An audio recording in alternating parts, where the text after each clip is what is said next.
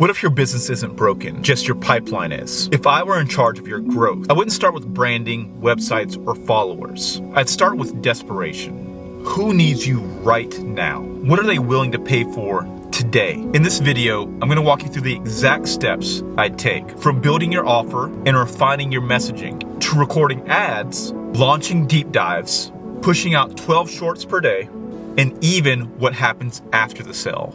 This is the same system I've used to help founders go from quiet inboxes to consistent leads, sales, and fulfillment without losing their mind. If your growth is stalled or never really started, this is the playbook I'd run. Let's build your pipeline the right way, step by step. Chapter 1, choosing the right type of product.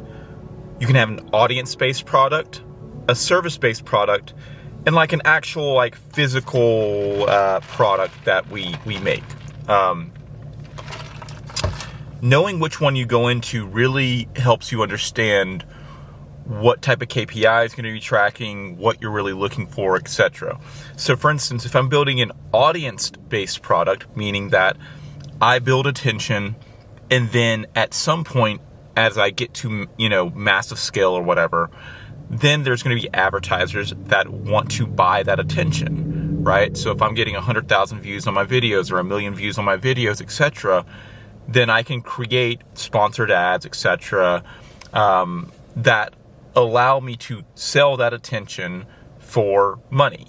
And so if I'm building an audience-based product, I want to really be thinking about how can I create the best content. That's really honestly my actual product, because over and over and over again, if I'm building a service-based product, that looks a little bit different. That is way more into the client, the people, that's right there with all this is people, but service-based is the most probably intimate type of product you can have.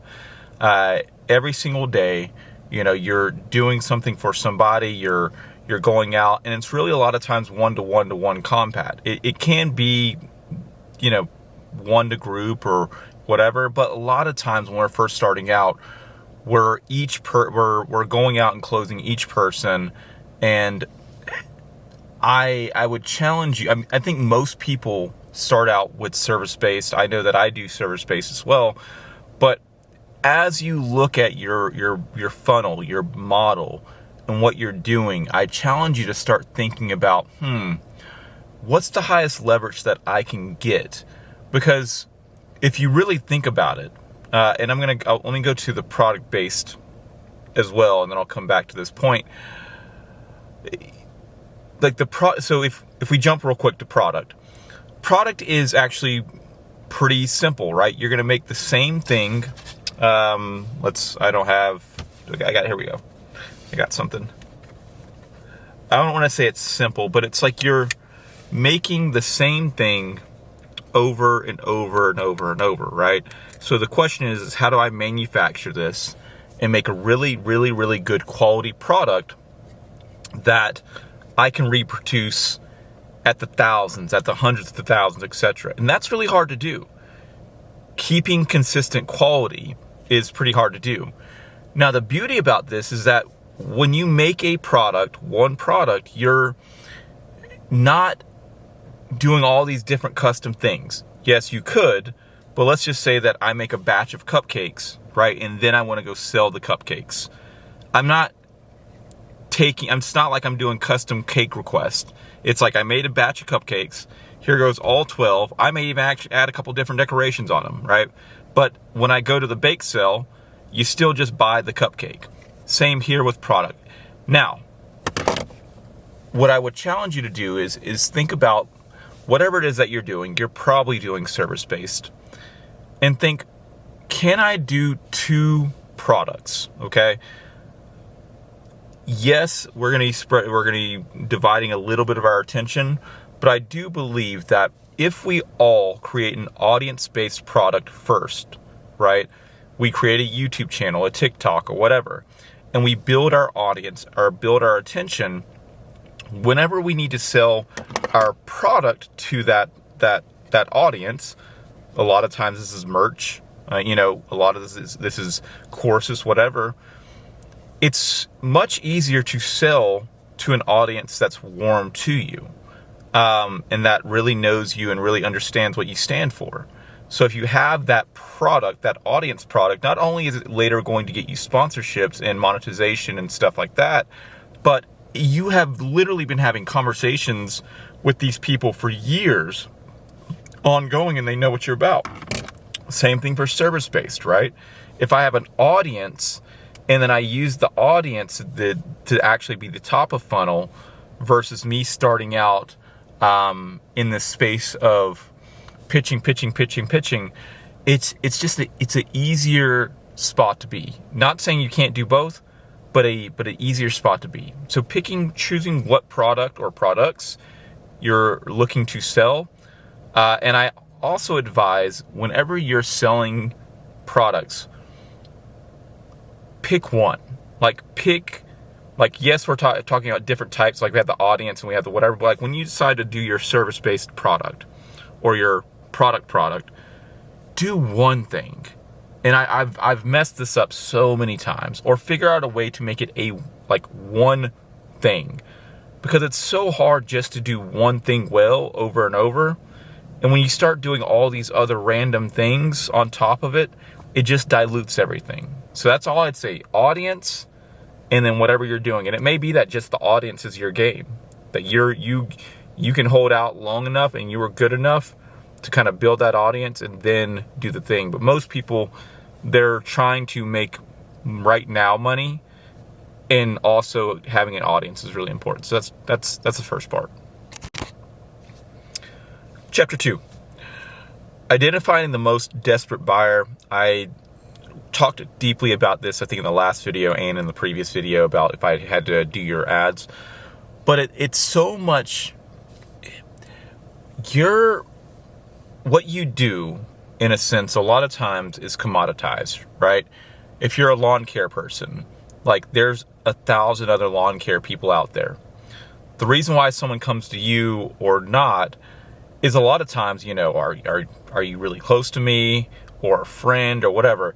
But it's like, if they don't pick you, they'll just go to someone else or go to someone else. It's not like, oh my God, you're the only one in the sea. Now, we can absolutely work on making our product that thing and making it a one-to-one.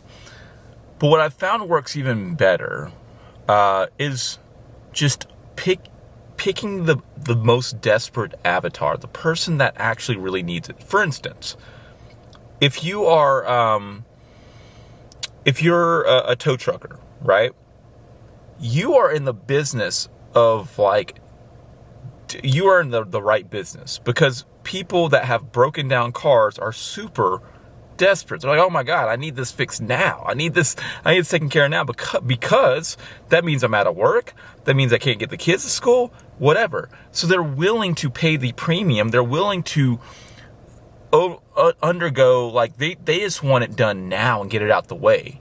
They're not trying to shop around all. I mean, try to feel they're like, I need to get this done now. And when you have that urgency, it makes the closing much easier. It makes you just yeah, cool, gotcha, can do. Now, on the flip side of that, let's just say, I don't know, you're a dentist, place. There are a lot of people that are desperate, right, to get stuff done, but there are also other people that are like, I'm cool where I'm at. If I had to pick the right avatar and I was a dentist, I'd be thinking about the person that's having the most pain right now, or looking for the most beauty improvement right now. Someone that cares deeply, right? Like a supermodel or a public figure, that they care about that way more than maybe the average person does. And so if you're able to pick that person, if you're able to lock in, then you can speak their language, and you can talk in the way that they would talk, or understand the problems that they're having. So won't go too far deep into that, but picking a person that's in a lot of pain that needs it now makes them way more appreciative of you and your service when you give it to them, and also makes it easier for you to do something, because you're like, I only cater to these type of people. If you're not needing it, if you're not whatever, like, that's cool. All right, cool. Peace. Cool. All right. Chapter 3, building a clear customer avatar. So we talked about how we want to pick someone that's in a lot of pain. But now when you're getting your avatar down pat, you really want to make sure that you're talking to like one person. Because if you try to talk to more people, right? For instance, if I was like, okay, well, I see that the most desperate avatar are, in the dentist example, supermodels and people that have like massive cavities, right? Those are two different types of people, okay? And then so all of a sudden when you start sending out your messaging, you're like, hey, do you have a lot of cavities, and are you feeling blah, blah, blah, blah, blah? And then you're like, hey, are you a supermodel that wants to have a what? Like, yes, you can do both. But when you're early on, when you're doing this, it's so much easier to say, okay, which one, if you got both of these, like, which one could pay me the most money? Okay? And a lot of us don't want to talk about, oh man, that's like picking people that have money to be able to pay. They will, one, value your product much more. And their LTV, they'll stay longer. And they also have friends and networks that will also pay more, right? So if you got to pick between the supermodel and the person in a lot of pain, whatever, I'd probably go with the supermodel. They probably got a little bit more money. They're probably a little bit more willing to spend on something long term to continue to keep it going. You also think about that, right? The other person's like, I need to get a cavity out, and then that's done. The supermodel's like, I need to maintain my smile forever, right? So you're thinking about the LTV, you're thinking about how retention, and making these thoughts like in the early beginning when you're trying to grow, when you're trying to build something, is so important, because you have to go back to the drawing board every time you get it wrong. Every single time. Like it's not that you don't not learn the lesson and you don't understand, like, it's not that you don't keep some of that knowledge, but like, save yourself the pain. And I'm sure I'll get many of these things wrong, but I've found that these are the things that I've kind of had to come back to.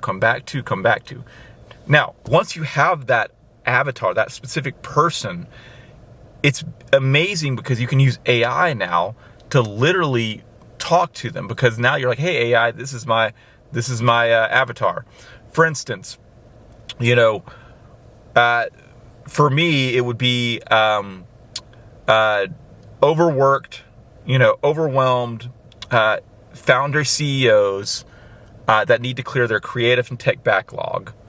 Like, that's, if you've ever been a founder or a CEO, you know that there's so many things that you're stretched in, you're being pulled in. And so all these other things that you have to do, like, it's not that you're not going to do them. That means that you're going to stay up till past midnight every single day getting all this stuff done. And you're like, what am I doing this for? Why am I here? Why is this a thing? You know that fucking sucks. It hurts. I know, because I went through it myself. So me being the solution to that pain, it's like, whoa, how'd you know that? You're like, whoa. And AI does an even way better job of doing that. So figuring out the avatar and getting it dialed in, super important. All right, chapter 4, crafting an irresistible offer. If I only had a couple of words to say, I'd just say $1 Million Offers, the book by Alex Hormozi. Amazing, absolutely amazing. But essentially what you're trying to do is you're thinking about your offer. The offer, if you don't get the offer right, it makes everything else much harder. If you don't just dial in what it is that you're going to do for somebody and not do for somebody, you'll find yourself promising things that you don't mean to promise, and doing like, I've made all the mistakes. all of the mistakes. This is at least what I would do if I was in charge of your growth. But essentially, what I've found, and again, another sayism from Alex Ramosi, is like how to yay without the boo, right? And what all that means is like, how do I get the good without having the bad? And so, for instance, for this kind of service or whatever, someone might be like, okay, how do I get top level CMO, CTO talent, which would be like me, without, in the boo might be revenue, the amount, or boo might be commitment, or boo might be burned, right? So you can be like, without getting burned, without wasting an entire year on a bad hire, without blah, blah, blah, right? That, if you combine those two, you can do that with anything, right? For instance, the offer to the supermodel might be, the supermodel, let's just say the supermodel is super busy and artist, whatever, and they're all over the place and they're flying and blah, blah, blah. How to get a white smile, like a completely white smile, right? That's the thing that you want, without, and this probably might be time delay, without it taking 1 month, without it taking 3 months, without it taking a long time, or without without getting in the way of your schedule. So if you you see how that can really just yay without the boo. Like, that's your headline. And if you can get that right, if you can get that good, all the things kind of come underneath that, because the AI, you can literally just use AI to be like, hey, okay, boop, this is it. And then you think about the features of what you do.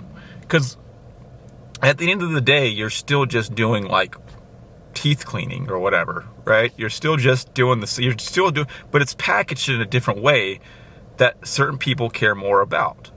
At the end of the day, you're just helping people, with their teeth and making their teeth better. That's what you're really doing. And the thing is that core thing that you do can be packaged in so many different ways. Now, we don't want to pick all the different packagings or whatever, because we just would be so diluted. But the fact is you could, whenever you decide to shift, you're like, you know what? I hate actually working with supermodels now. We're gonna change it all up. I advise don't do that, but like, we're gonna change it all up. You then can just go back to the drawing board and like, who's another person that really, really needs this and is desperate for this? And then we're gonna laser into that. That's at least how I would go about it. Again, read the book. I'll link it below.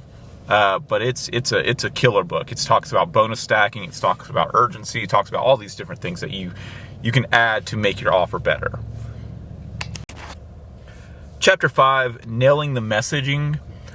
Once you have like your offer knocked out, what I've found works really well, at least if I was in your, managing your marketing, your stuff and all the things, is once you have your avatar down, once you have your offer down, what you do is you tell AI, say, hey AI, write me a description for my bio. I have 100 characters or 140 characters.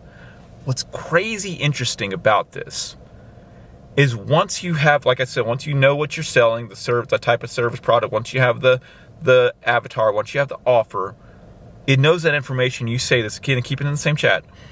It will give you the most ridiculously amazing, just simple 1 sentence, 2 sentence thing that I've found that I've used through the entirety of like the selling.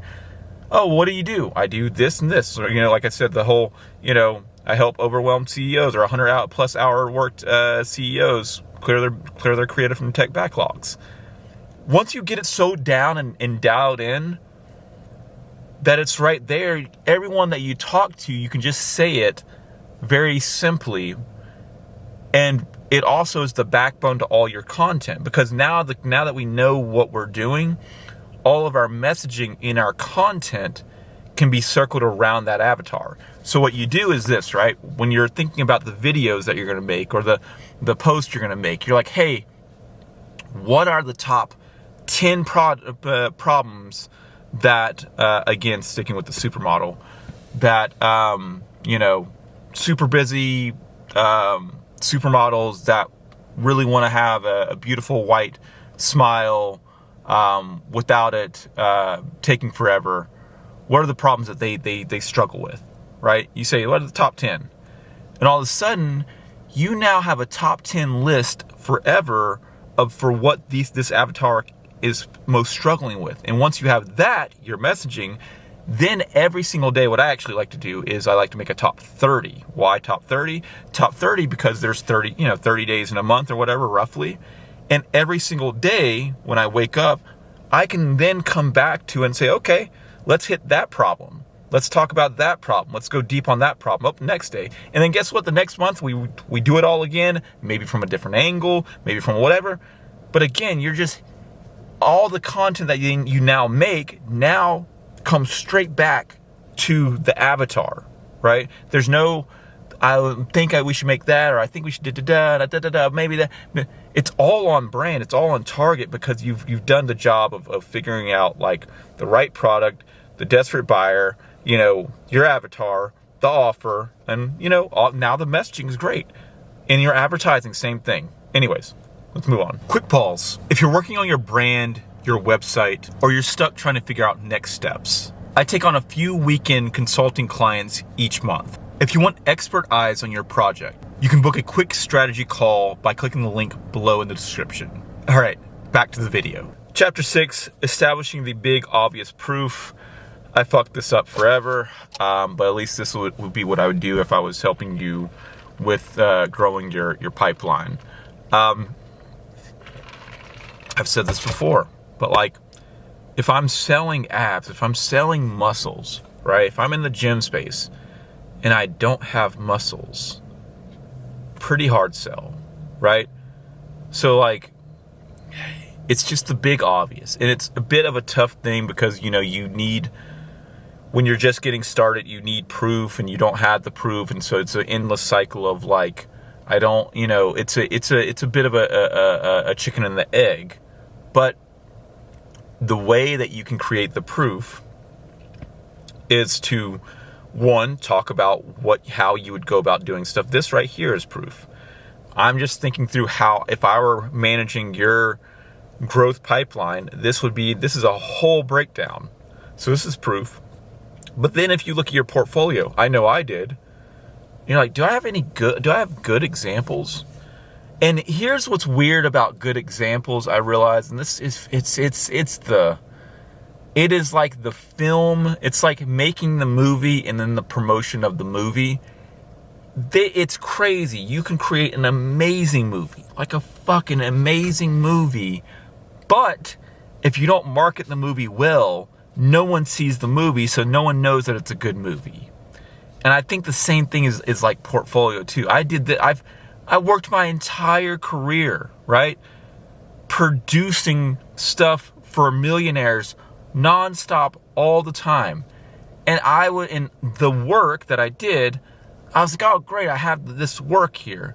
But if you don't package that work into a public-facing piece, right, for your avatar, for the supermodel, right, then you're not, it does not hit nearly as well. And it's weird because you're like, I'm doing all this work, but now I have to find time to then also package that work to then make it as good proof and show it as good proof. I did the work, but now I need to take time to think about what are the stats that we changed. It's part of the process. And if you do it, it'll help you close. It'll help you also give you confidence as well. You're like, yeah, I did that. Yeah, I did that.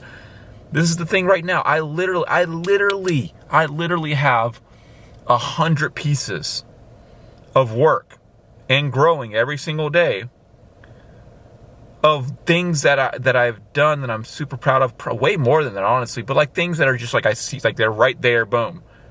But they're not packaged well. There's a difference between here goes the flyer and here goes the breakdown of the flyer. You know what I mean? It's more of the breakdown of. I did this, we did that, here's the before, here's the after, here's the why, here's the results, all that stuff. So The big obvious is, do you have that stuff? And if you don't, you got to get on it. I think that's the most important. Alex, again, we'll continue to always reference him back to him. He's like, you can, like, he said something along the lines of, like, if you got to go with proof or promise, always go with proof. Promise is kind of like our offer, right? We're going to promise this, we're going to do this. But if you have a wall of proof, all you do is, like, when someone comes to you, like, hey, have you worked with the holistic wellness industry? Yeah. Here goes all the stuff. And then they can maybe be the judge versus me being like, them coming to me and being like, hey, have you worked at the holistic wellness industry? Yeah, I did this and I did that. Yeah, you did? Oh, that's great. Cool. Okay, cool. And then I can do this for you and I can do this for you. And they still have the thing in the back of their mind of, is this person for real? They're like, this guy sounds good, but can he actually do it? And it's been an ongoing journey, ongoing battle, because you can spend a lot of time doing the work, but you can also spend a lot of time building the business. It's always a balance of trying to figure out how to do that best. All right, let's move on. All right, locking in your focus. I can't say more about how important this is. Your focus is really just your resources that you have. Like, it literally is. I've found that, and this is so cliche, it's so silly, but I've found, like, time, energy, and focus are all, it's this triangle that's all connected, okay? So at the top, right, you have energy, okay? If you don't have energy, you're not going to be able to focus, and you're going to spend your time terribly. You just don't have the energy. You went out and partied all night, hung out, had fun with the friends, which is great. Do that. But then the next day you had this plan of, like, okay, I'm going to make this film, I'm going to write this book, I'm going to da-da-da-da. But you are fucking exhausted. And so you get up and you try to focus and you try to do the thing, and you're just like, oh God, it's the worst. It doesn't work that way. It's really hard to do that. So energy is, energy is the thing that I think is the core to everything that I do, like, on some real shit.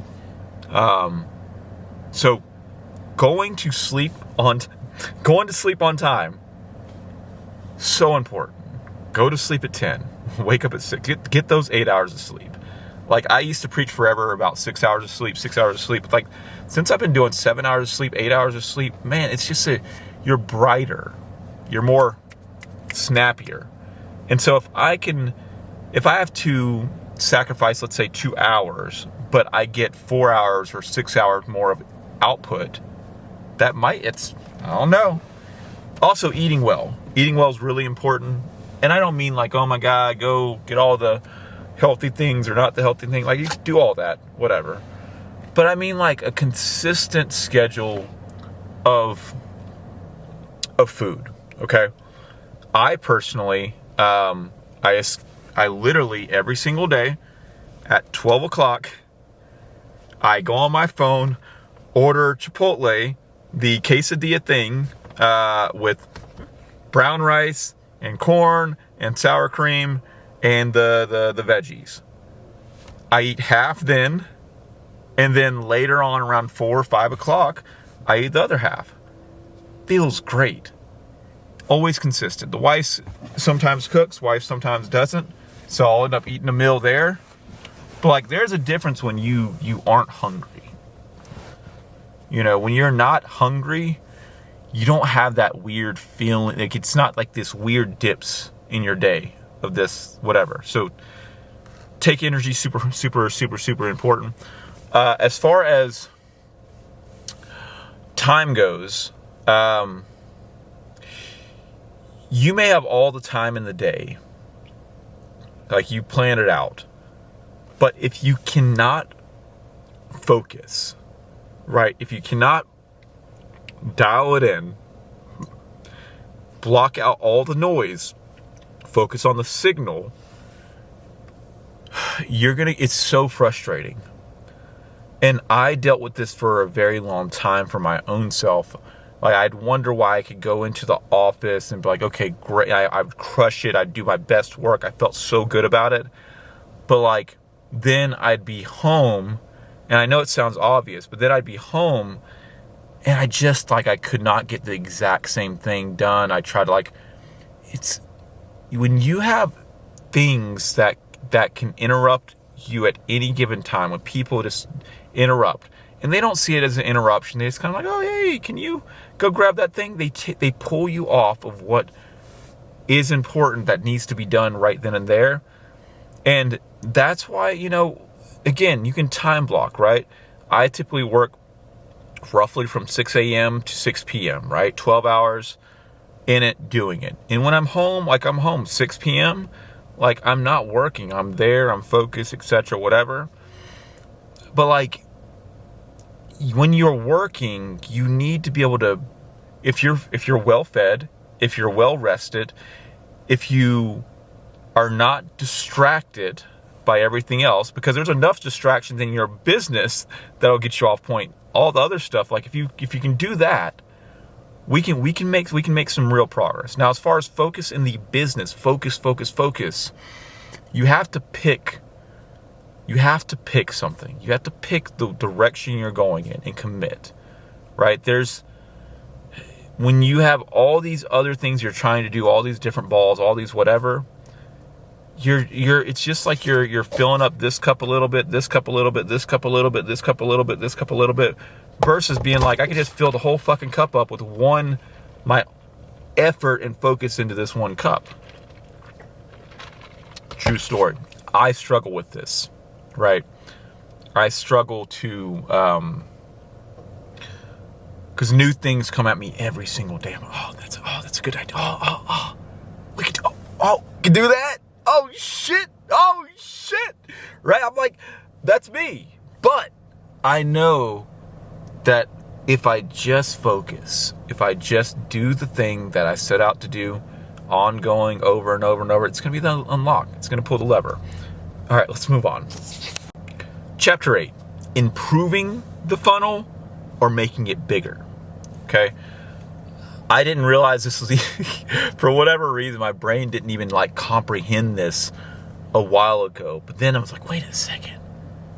We can just make the funnel bigger. And what does this mean? Okay. So as far as growth, we're always thinking about the conversions, right? We're throwing marketing dollars in. We're throwing our time, energy, money in. We're throwing our investments in, whatever it is. We're throwing in the bucket, and we're hoping to get a return out the bottom of it.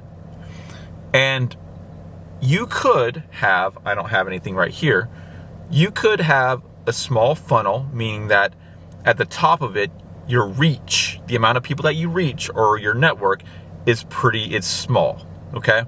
Let's just call it, 100 people or 1,000 people. Let's call it 1,000 people at the top.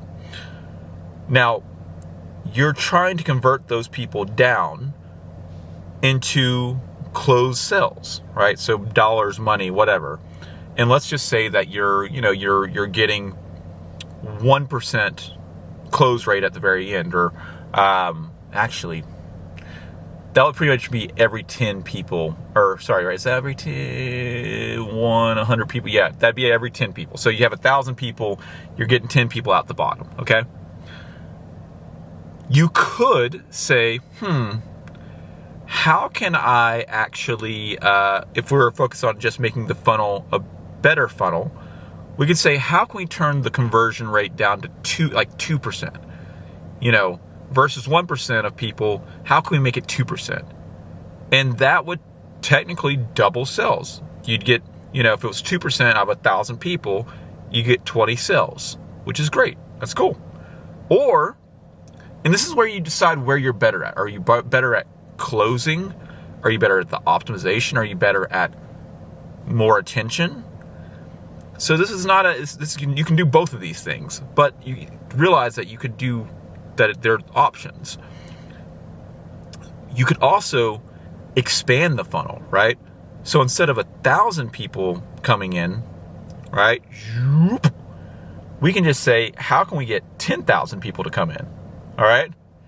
10,000 people, right? And that would be like us increasing our marketing dollars. That would be us doing more content. What's 1% of 10,000? Let's do that quick math. 10,000 times 0.01. That's 100 people, okay? We 10x'd our return. We got 10 people at the bottom originally. Remember when we optimized the funnel better, we got 20 people. But if we just make the funnel fucking bigger, then even though we still have a 1% conversion rate at the very bottom, like we get 100 people to close. And then if you were to double that up, right? You're like, okay, then I'm going to actually make my conversion rate a little bit better to 2%. That's 200 people. So you can see how you can play with how this goes. Supply, demand type of vibes, but most times it's always demand for us. We're trying to get more people. But you can increase the funnel size. You definitely can. All right, chapter 9. Recording ads that actually convert. Okay, the beauty about this is all the back work that we did before with the, building a clear customer avatar, crafting an irresistible offer, nailing the messaging, etc., whatever. We then can go to that exact same chat that we did, right? That exact same one, and say, okay, I promise you it's this simple. Hey, chat, now that it has all this information, can you write me an ad, a 15-second ad? And it's like, cool, can do. And it does it. And it is so fucking good. And it can do it over and over and over and over again. You literally can be like, hey, I have all these 30 different things that this model has problems with. Oh, 30 things. And for you to come up with that shit, bro, it would be so fucking hard. But with AI, you're just like, here goes I already got the offer, the avatar, Hey, that problem number 1, go ahead and write me an ad for that. Cool. Can do. And it does it. Literally. Super simple. Once it does it, here is the trick that I've found, because I avoided actually recording my own ads for a very long time for whatever dumb reason. Like, don't be me, don't be dumb. Like, just like, it's not hard. It just is. It isn't hard. We have this fear about, oh my God, and I know that I've been on camera and I've whatever, blah blah blah. But the more that you're on camera, like you're gonna to be in this world, like yes, you could be off camera, but like you're gonna have to do keynotes, you're gonna have to do speeches, you're gonna have to do all this. Like, so it's like, it's being a CEO, being part of it. Like it's just part of it. So being able to deliver, you also got to deliver to your team. So you say, hey, write this out. You press record with your iPhone or your phone or your camera or your team, whatever. I don't fucking know. Whatever it is you got. If I was doing this, I would just do it for you. I would record it for you, but like, you're on the other side of the camera. And all we do is we look at that and okay, first line. Da da da da da da. And the thing is you look down and you look directly into the camera, not the screen, directly into the camera, and you say it with confidence and energy. And you may mess it up a couple times, or you come back to it. Again, this is 15 seconds. There's probably 10 lines in this whole ad. And we do the next line. Line 2, line 3, line 4, boop, boop. And then you send it over to, someone that can edit it, or Fiverr, or whoever it is that you're doing. You literally could do this yourself. And you chop out the dead space, the space. You chop out any of the space where you're looking down like this. Make sure anything is direct to camera. Boom. And then now, yeah, you gotta add. Make sure it's vertical, vertically recorded or whatever, so that you can technically record it on both ways, right? You could technically do it vertical, and then we're going to do a horizontal one, which I actually might recommend, because then you can use that into like your YouTube videos, etc. So we'd need some video ads. That's what I do for your. If I do it. All right, on to the next. Whoop. Chapter 10. Creating deep dive content that converts. A lot of people have problems figuring out what content to talk about. What am I going to talk about? What's the thing going to be? I personally have a bit of a struggle because I want to vlog, but vlogging requires so much energy and attention. But as far as talking head, which is most of you guys, as far as just having a talking head channel or or rants or podcast or whatever it is, you're just delivering your thoughts, your expertise. It's actually quite easy to do that content because it's pulling from what you already know and not what you don't know. So be careful not to, because the trap of what you could do in AI, I'm going to give you the example of how I come up with a content strategy or whatever, and then tell you where some of the traps might be, and then kind of what how I just glide right on past that. That chat that we had, the offer and the avatar, whatever, all of a sudden now you can say, okay, and there's a couple different ways we can go about doing this, but you think about, okay, what is the supermodel if you're the dentist, right? You're like, what are their top 30 problems they have that they struggle with, And when it does that, actually, I'm going to go ahead and do that real quick first now so we can have a real world. Hey, I'm a dentist and I want to cater to super busy supermodels that really want a white smile ongoing. What are the top 10 problems that they have? Okay, we'll wait for this to pop up. And also, you can use just voice on the chat versus having to write it out. Just use voice. Easy. Too easy. All right, so here we go. Let's go ahead and listen to it out. Hope you guys got a minute. just a minute. Let me press play on this. Read it out. Absolutely. Let's get specific and strategic. If you're targeting super busy supermodels who want ongoing white smiles, their top 10 problems likely look like this. Top 10 problems for super busy supermodels seeking ongoing white smiles. 1. Lack of time for appointments. Their travel and shoot schedules are packed, so squeezing in regular visits is nearly impossible. 2. Fear of staining from lifestyle habits. Coffee, red wine, green juices, and makeup contact, lipstick transfer, can stain teeth easily. 3. Inconsistent whitening results. They've tried different treatments or strips. You see how easy that was, right? I just said that. And by the way, it didn't have any of my information about the offer, blah, blah, blah, and it still got us right. So the next thing I would do is say, hey,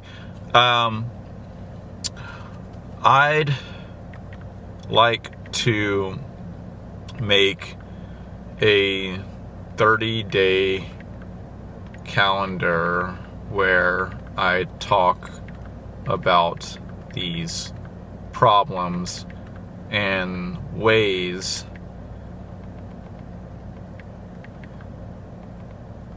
they can maintain while out of office or while traveling. Right, so you're thinking more like DIY, okay? Because at the end of the day, like if you give them good information, they're like, the next time they have to do it, they're gonna come to you. Like, I'd rather actually just come to you. So what you could do is, day 1, why supermodels can't afford yellow teeth on camera. Day 2, the number 1 whitening mistakes frequent flyers make. Day 3, quick oral care rituals for 5-star hotels. And so you can go down this list, and if you literally you have a whole content calendar. These are things that you already know. You're already the professional. Now, if it does come up with stuff that you're like, I don't really know that much about that. Sometimes what it'll do is when you ask for the breakdown, it'll try to give you the answers. I don't really like the answer. I don't really like having the answer. I like having the answer for me later on, whenever I'm just kind of doing my stuff. When I'm talking to camera, I want to talk about stuff that I know. You can give me the question and then allow my brain to think about that question and then answer that question. And so that allows us to create content that goes straight back to our avatar, straight back to our person, but also comes from your personal experience. Because the minute that you start talking about the stuff that you don't know, you're not you may even deliver it good to camera, but then someone else is going to ask you about it, and then you're like, you did that. Like, it just becomes this not good spot. So just talk about the stuff that you do know, because there's so many things. You just got to be reminded. Just like, oh yeah, we're on at that patient and blah blah blah blah blah. Anyways, that's what I would. That is. Let me come back to this real quick so I have the outline. So as far as let's see, deep dive content that sells. So we talked about how to go deep and talk about it.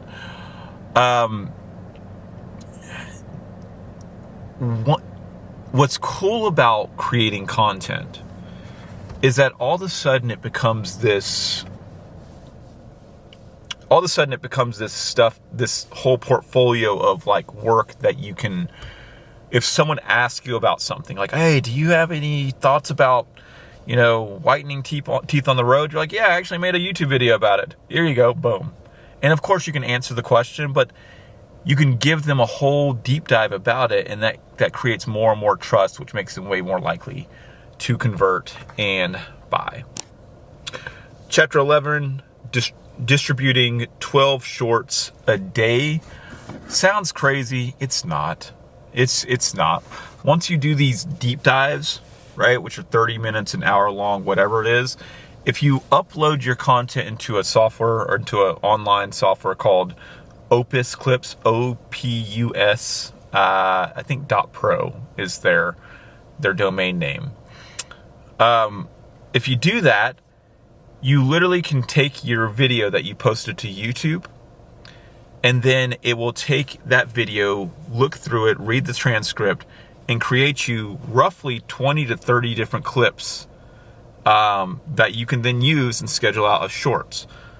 If you've ever used anything like Hootsuite or Buffer or whatever, you can then just every 2 hours, boop, boop, boop, boop. And we can there's all sorts of different other ways you can do shorts or whatever. I don't know if this is the absolute best way. I just only can tell you what I do or what I've been doing and what gets the results. Because I think it's a bit of a balance between reach and then also engagement. Me personally, I'm working still deeply on getting engagement up. But as far as reach goes, someone that has no followers, no whatever, we can get to the point literally within a month where you're getting a sub a day on YouTube, and then also you're getting roughly, 250,000 views per month, which is just insane. For your content, that's, like we said, making that funnel much bigger. Engagement wise, I think me personally, I still need to have a little more growth, just create, because you can also create content that encourages comments, encourages this stuff. And I think that's another level that me personally, I need to kind of just dive deeper in, get it more fine-tuned. But you can absolutely build that funnel out. You can absolutely build that out. And the more, of course, like you said, engagement is a whole nother unlock. Because the more people start interacting, right, the more that it's recommended. All right, moving on. All right, how to close more consistently, or how to just close better. Closing is a whole, you can make a whole course on this. And there actually are way better videos about closing. I personally get my content from Alex Hormozy when it comes to closing. So definitely check that out. But what I've gathered from how he closes and also applied to what I do and how if I were in your position helping close for you. One is, of course, we have our offer, we have our undeniable proof. Okay. So there's an acronym, CLO, C, if I can spell closer. So C for clarify. So whenever someone comes to you, they're like, hey, and I'm just going to continue to keep our dentist example so that it just stays consistent.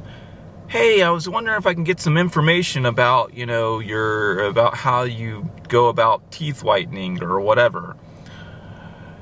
What you want to do, instead of being like, hey, I can fix your needs, whatever, you want to clarify. You're like, hey, so like they already told you a little bit, but like, what exactly are you looking for? Have them spell it out a little bit more, because a lot of times they'll just like, hey, I'm just getting some information. If they spell it out a little bit more, they tell you, hey, well, I travel a lot. I've got this show, I've got this movie I'm doing, I really would like to XYZ. Again, I don't know how all this stuff really actually works, but I'm just making stuff up. Then what you can do is, then you can label them with pretty much solution. You're like, okay, so you have this thing, you're doing this thing.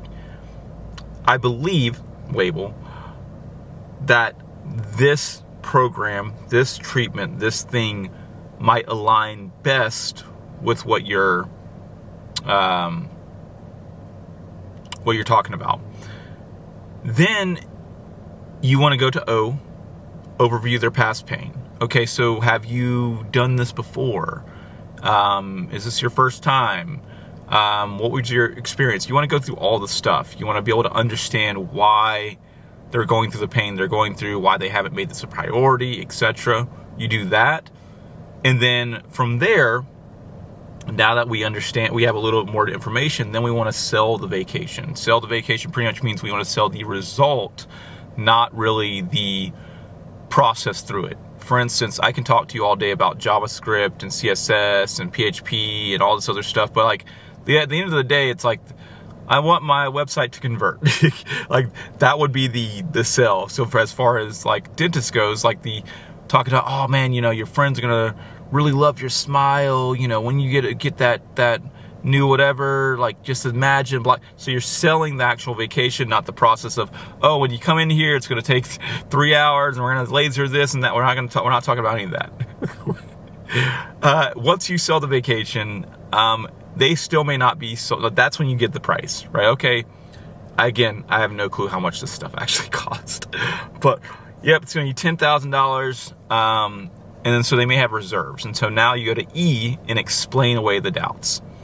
And so it may be, oh, I don't have enough time. Oh, not the budget. Oh, I need to talk to my husband about this. Oh, like you go through all the reasons why people say they can't. And you work through that, and then once we work through that, and there's a lot, like I said, I'm making this really short and small, but once you do that, once they're like, okay, all right, dentist Green or whatever, or Dr. Green, I'm ready, let's go, let's do it.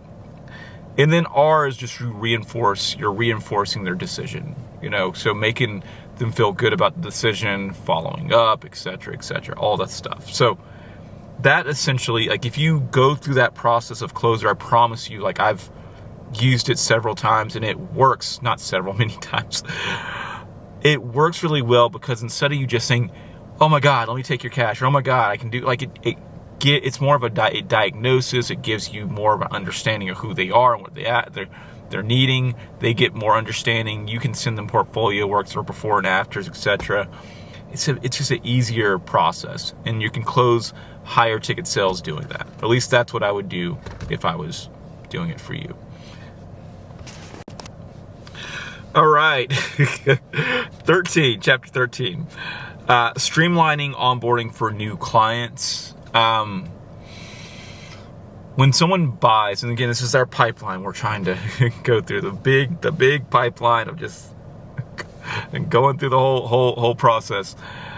Once someone buys, they're at in the first 24 hours, first 48 hours or whatever, they're way more, they're likely to back out of the decision, get cold feet. So what you want to do is you want to immediately do your best to provide as much value to them in that first 24 or 48 hours. The easy way to do that is to make a promise, keep a promise, make a promise, keep a promise, make a promise, keep a promise. And these are small things, right? Like, hey, I'll go ahead and get that brochure over to you in 30 minutes, and then you get it to them in 20 minutes. Hey, I'm going to go ahead and do some research on X. I'll get back to you in 2 hours. And you get back to them in an hour and 30 minutes. All those are little micro make a promise, keep a promises that set the tonality of like, I'm going to go ahead and get shit done. I'm going to go ahead and do this stuff. So it is, again, this whole, it's so much, right? And so a lot of times we're not going to be able to focus on every single thing all at once, all the time. But these are the things that if we were going to grow your growth for your funnel or for your pipeline, like these are the things that we want to be thinking about because they matter. They're going to increase LTV, lifetime value per customer. And the crazy thing is, it's like a lot of this stuff isn't even like you doing the service, right? You whitening the teeth. It's all the stuff around it, right? Which is just insanity, right? Because it's already enough to do that job of actually doing a good job to do that job, but you have to still do all this stuff. And I guess that's why it helps to have other people that can do parts of the job that so you can focus on what you care about and care most about. But yeah, just prioritize that first 48.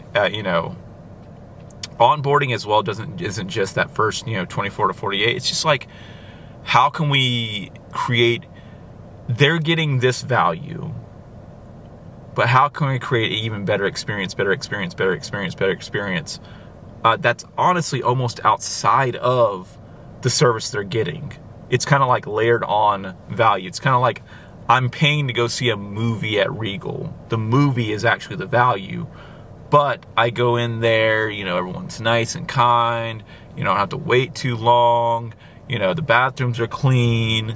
If I want concessions, go get popcorn.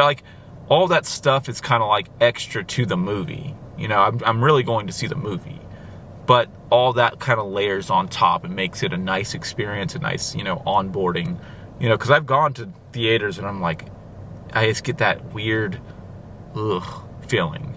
It does affect how I experience the movie. It definitely does. It definitely does. So, onboarding, important. All right, chapter 14, delivering on fulfillment with excellence. You could skip all of this. Everything that we've talked about, you could, theoretically, not even theoretically, probably, you could skip all this and just deliver a really good product. And here's why I say all this. Everything that we talked about before was about us expanding our funnel, getting more people in the door so that we can then, have more opportunities and people that we can do work for. But here's what's kind of interesting. If you do a really good job on a product or a project,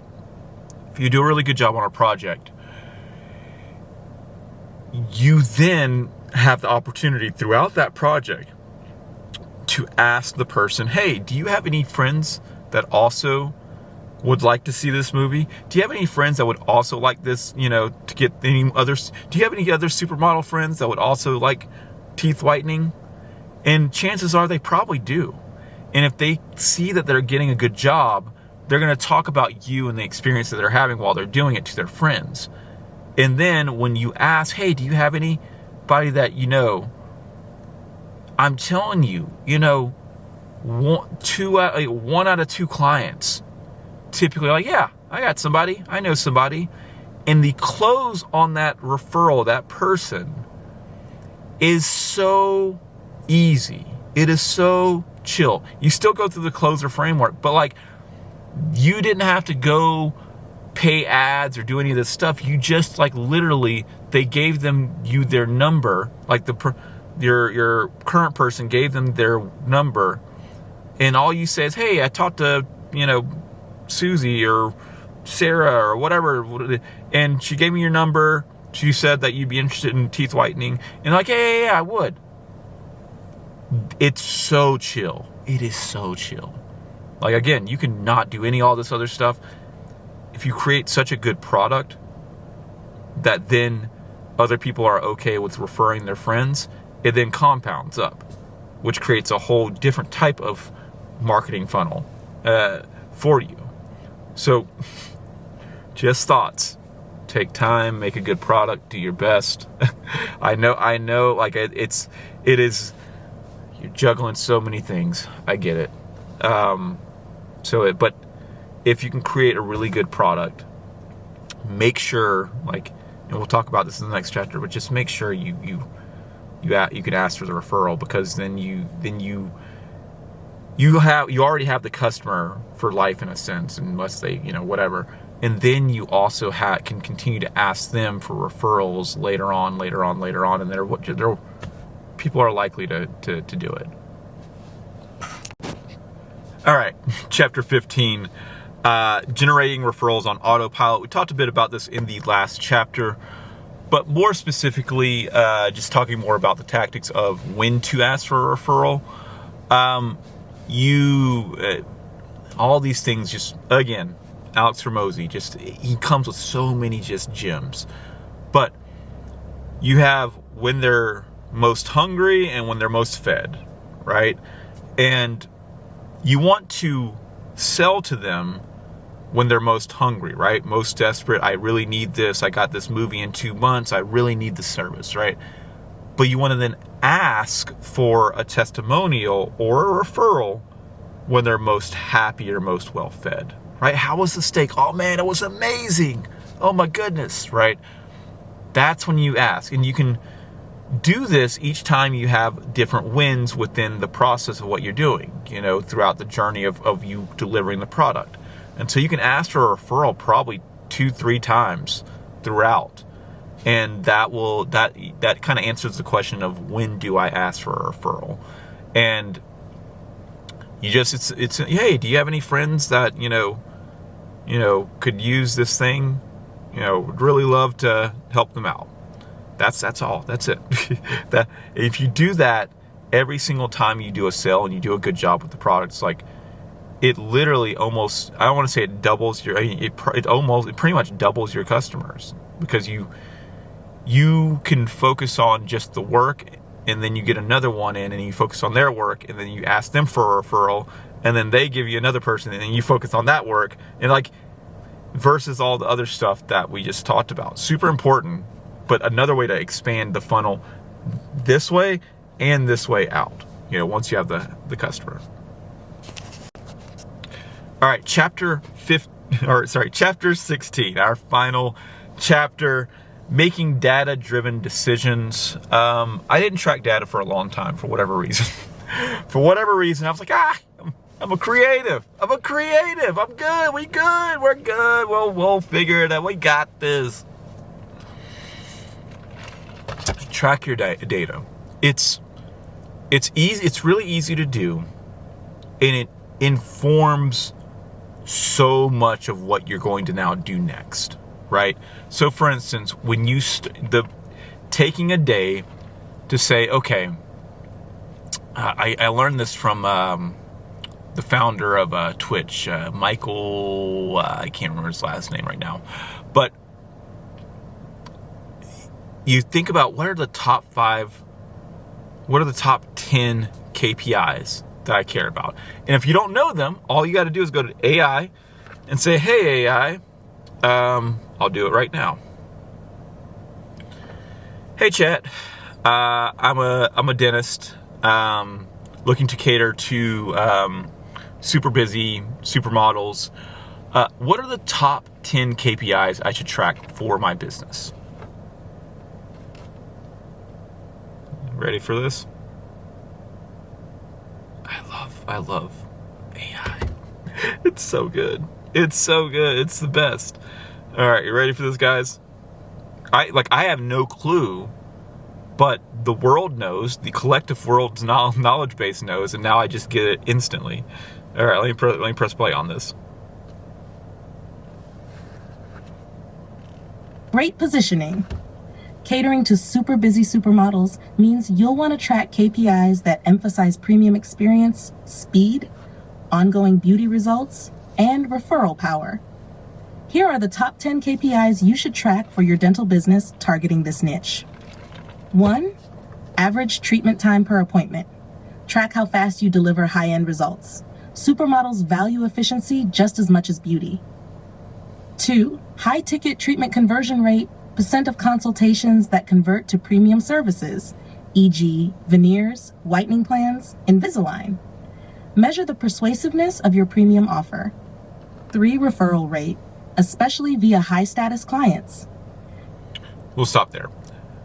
Now, you then may ask the question, well, I don't know what the average treatment time per appointment should be. And what you could then say is, awesome, thank you, chat. Okay, let's start with KPI 1 or stat 1. How do I track average treatment time per appointment? All right. Boom. Wait for that to go. And then what it's going to do is essentially break down the different other stats that you need to track. So even though you're tracking 10, you may need a couple of other numbers that go in that give you that thing. So with this, we're just going to press play. You got it, Will. Let's break down KPI number 1, average treatment time per appointment. Super important when your niche demands speed and perfection. How to track it, step by step. 1. Create a treatment time log, manual or digital. Each time you or your assistant complete an appointment, record client name ID, treatment type, e.g. whitening, cleaning, veneers consult, start time, end time, total minutes. You can log this in a shared Google Sheet. Your practice. So this is how you do it. Everyone's against AI for whatever reason, but this is how you do it. You have the KPIs, right? Those 10 stats or those 5 stats, whatever that you decide that it is. Then you're going to need to actually figure out how to get that information for the very first time. Once you get the information for the very first time, because it's going to take you a little bit of digging and okay, what's the thing? You pretty much make a sheet that says day 1, and every single day there's another day. You may track it weekly. I would advise maybe tracking daily to start with.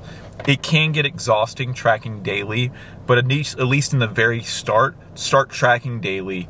And then once you get the hang of it, you're like, okay, I got the stats in, cool, whatever.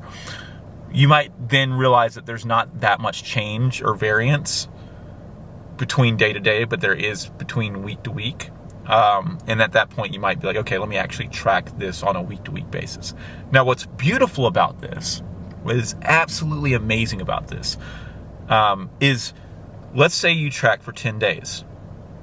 You start tracking. You got your stats. Or 7 days, whatever. Make it a week. What you can then do is you can screenshot your whole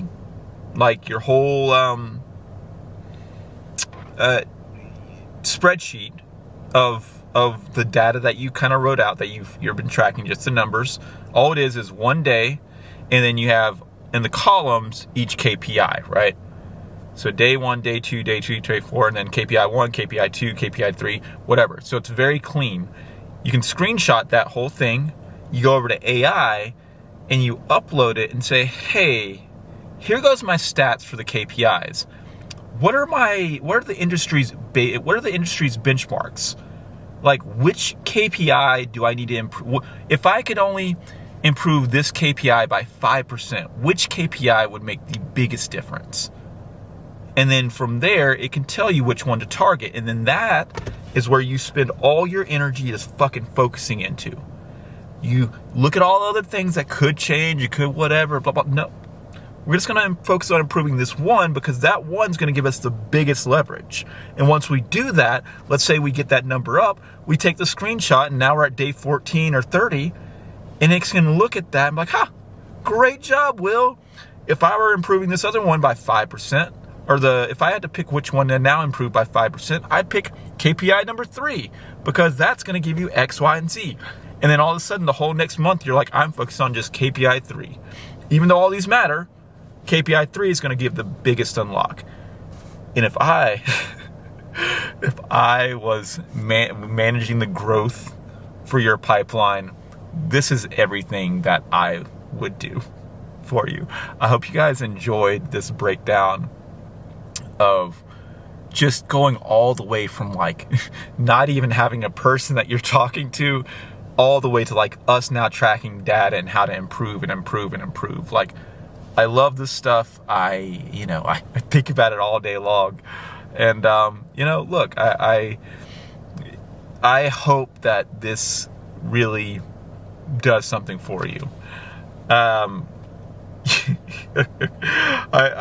find it fun, when you get into AI or whatever, you're like, you start talking about stuff and you're like, okay, cool, boom, boom, boom, boom.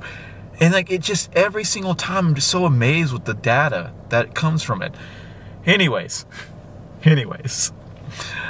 if you liked this video, I got a video up right now called If I Were Running Your Ads, Here's What I Do. I'm sure you'll love it just like this one. Go check it out now.